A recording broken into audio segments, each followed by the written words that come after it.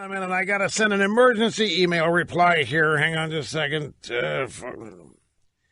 Anyway, I'm just watching the rally up there, ladies and gentlemen, and the students at the the students, well, I don't know what they're calling it, but the chant now is NRA, we are not afraid of you.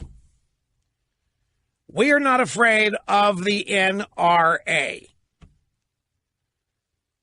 And everything that is happening here is furthering the idea that it is been hijacked and is in the process of being taken over by the Democrat Party.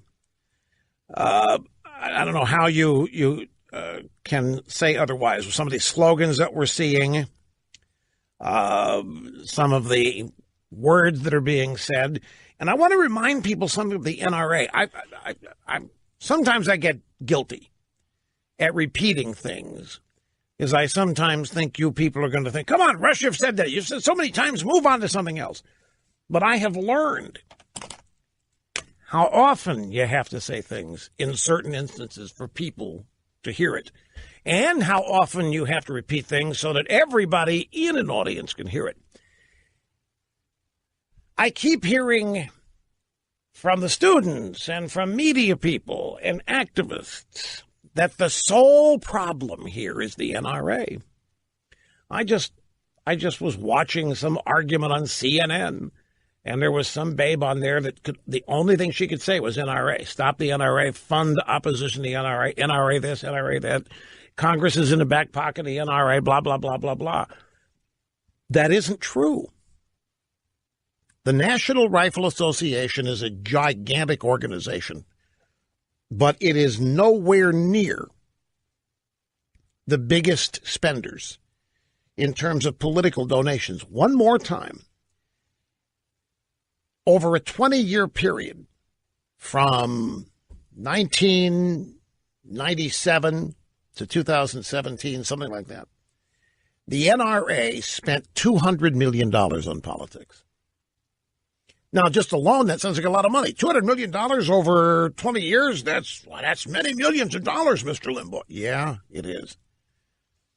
But in 1 year, in 2017 alone, American unions spent $1.7 billion in 1 year.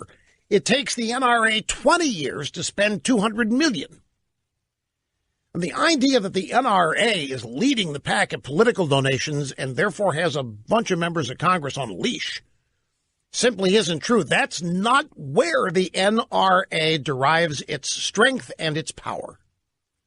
It derives its power because it is one of the largest grassroots organizations in this country. The number of voluntary members from all walks of life, from all 50 states, from all over this country, make up a magnificent, dynamic, and huge membership roster.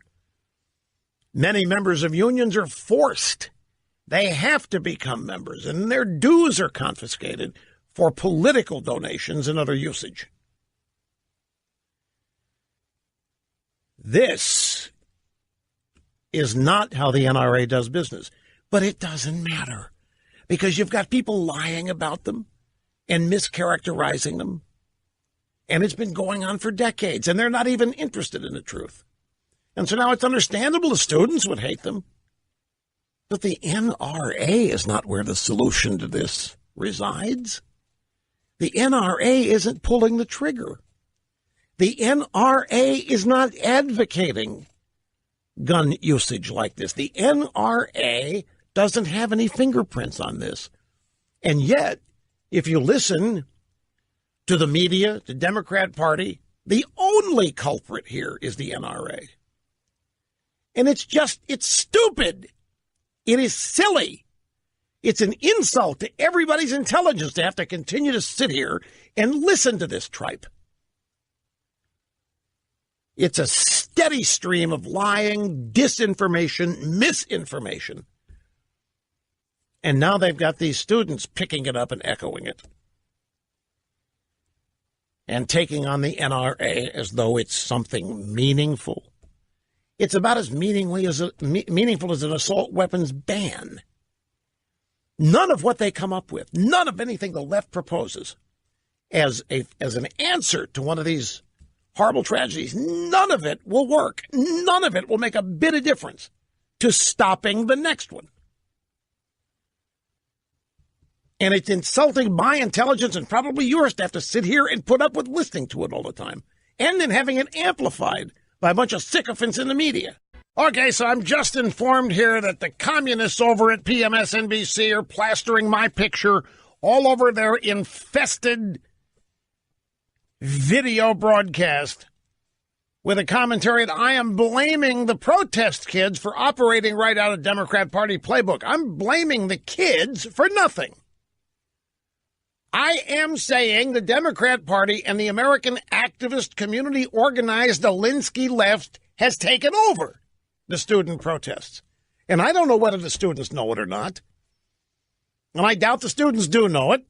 I don't think they know who Saul Alinsky is. I don't think they know what community organizing is. I don't think they, and except the ones who do know about it, support it, have been told about it. But I'm not saying the kids are operating out of the Democrat. The kids think they're being apolitical here, folks. The kids, the students, they think they're operating above politics.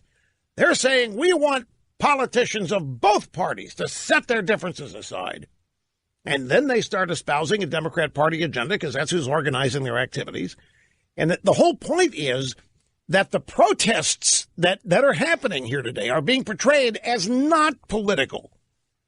The only sick people engaging in politics and the people commenting on it is as if it's a time-honored trick.